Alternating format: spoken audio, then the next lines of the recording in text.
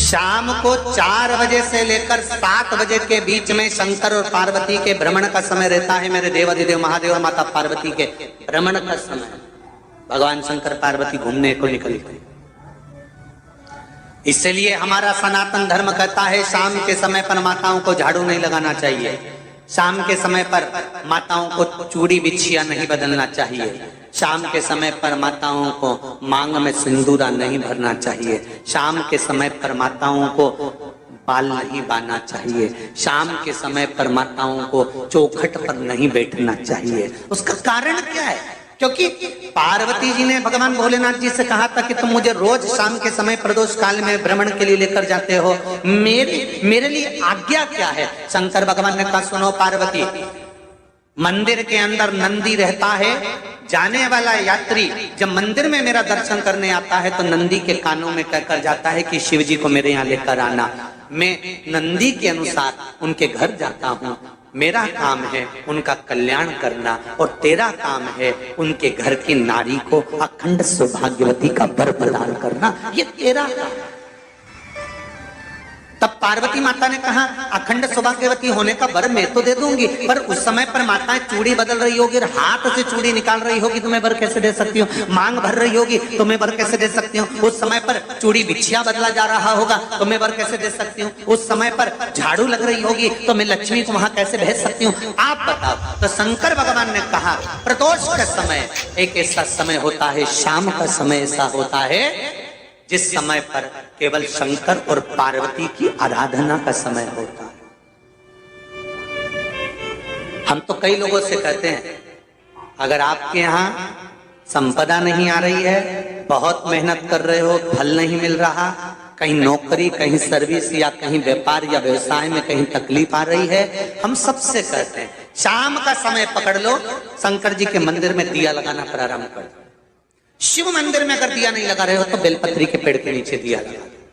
बेलपत्री और शंकर जी के मंदिर में दिया नहीं लगा रहे तो शंकर जी के मंदिर के बाहर चौखट पर दिया लगा।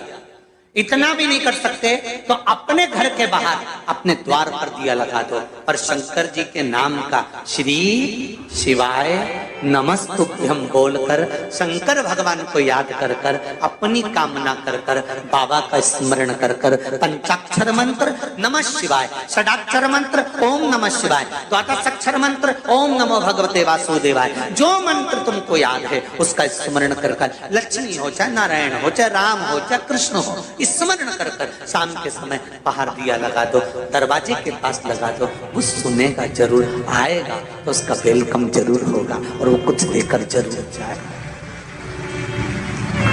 नियम तो बनाओ,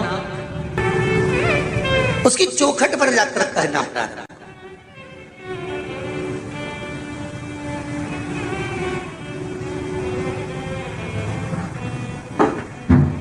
बृहस्पति महाराज ने कहा कि शाम का समय जो प्रदोष का समय होता है उस समय पर इंद्रदेव तुम शंकर जी की आराधना करो।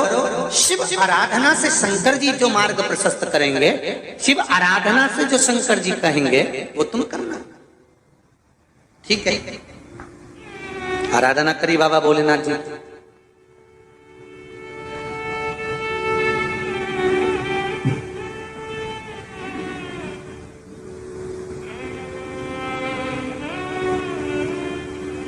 मालूम नहीं था इंद्रदेव को।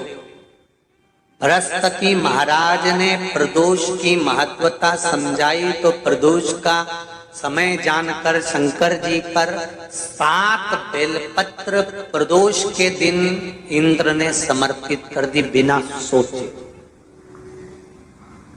कितनी बेलपत्र? 7। प्रदोष का व्रत करो चाहे ना करो, मंदिर में चढ़ी हुई बेलपत्र को उठा लो,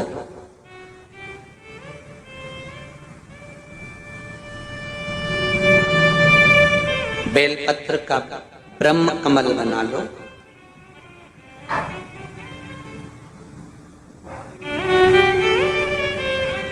ब्रह्म कमल का मतलब होता है डंडी बीच में रहे, आसपास पत्तियां रहे। 7 पत्ती का ब्रह्म कमल बनाकर, जैसे ये पत्तियां हैं एक जैसी रखी हुई हैं तो इसको फैला लिया 7 पत्ती को, आपस में फैलाकर ब्रह्म कमल बना लें।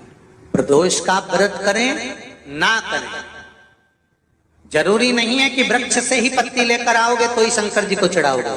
शिव जी पे से चढ़ी हुई उठाकर धोकर ब्रह्म कमल बनाकर बाबा से विनय कर कर, हे प्रभु आज मैं इस काम के लिए जा रहा हूं, बाबा मेरा यह कार्य है, बोलकर श्री शिवाय नमस्तुभ्यम बोलकर शिवलिंग पर समर्पित कर दो। दिन भर के प्रदोष व्रत का फल बाबा एक बेलपत्री समर्पित करने पर ही प्रदान कर देता है। शिव है। प्रदोष व्रत कर रहे हो उससे बढ़कर कोई प्रसन्नता नहीं, पर नहीं कर रहे तो प्रदोष के दिन या 12 महीने शिवरात्रि आती है। कर्पूर गौरम करुणावतारम, आप स्वयं कपूर की भांति हैं महाराज। कपूर जानते हो? अरे बोलो तो चमके। आरती में कब जलाया जाता है? जब आरती पूरी हो जाती है। कपूर क्यों जलाया जाता है? बोलते जाओ। कपूर जलाना क्यों जरूरी है? आरती में, यज्ञ में, अनुष्ठान में कपूर की क्या महत्व है? कौन है ये कपूर? कपूर शंकर भगवान को कहा कर्पूर गौरम करुणावतार। आप कपूर की तरह श्वेत है, पर कपूर की तरह आप हैं, क्योंकि कपूर है क्या? जब भगवान राम और कृष्ण ने यज्ञ किया, देवताओं ने आवृत्त यज्ञ किया। भगवान विष्णु जिस यज्ञ को करे, भगवान राम ने जो अश्वमेध यज्ञ किया, देवताओं ने जो यज्ञ किया, आनंदमय भगवान विष्णु जिस यज्ञ को करे, यह अश्वमेध यज्ञ केवल राम ने नहीं, इससे पहले नारायण कर चुके थे। भगवान विष्णु लक्ष्मी के साथ अश्वमेध यज्ञ का अश्व राम जी के समय पर तो लवकुश ने पकड़ा था, पर विष्णु भगवान के समय पर वो यज्ञ का घोड़ा सब दूर घूमता है। वो अश्व जो आया वापिस, तो भगवान विष्णु से उस अश्व ने निवेदन करा कि अब मुझे करना क्या, मैं सब दूर से आ चुका, या मैं पृथ्वी पर ऐसे ही भ्रमण करता रहूंगा, जगत में ऐसे ही घूमता रहूंगा।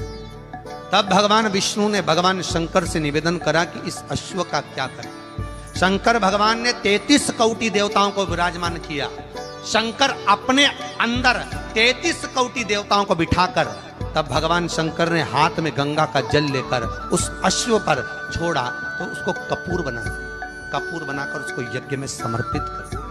भगवान विष्णु से कहा, सुनो विष्णु, यज्ञ की पूर्ण आहुति पर यह कपूर के रूप में ये अश्वमेध यज्ञ के अश्व को दान दिया गया। अर्थात पृथ्वी पर मनुष्य यदि अपने घर में आरती पूजन में कपूर को प्रज्वलित करेगा तो उसको 1000 अश्वमेध यज्ञ का फल उसी समय पर प्राप्त हो जाएगा। इसलिए हर आरती के पूजन के बाद कपूर का टुकड़ा जलाया। कपूर की बड़ी महत्वता है हमारी। यदि घर में क्लेश मचा हुआ है, बहुत अशांति है, बहुत ज्यादा क्लेश है, बहुत ज्यादा क्लेश, तो कपूर के 4 टुकड़े कर लीजिए और 4 टुकड़े कर कर चारों दिशा में घर में रख दीजिए। कितना भी झगड़ा चल रहा होगा, कितना भी क्लेश मचा होगा, शांति हो जाएगी, अपने आप शांति हो जाएगी 5 या 7 मिनट के।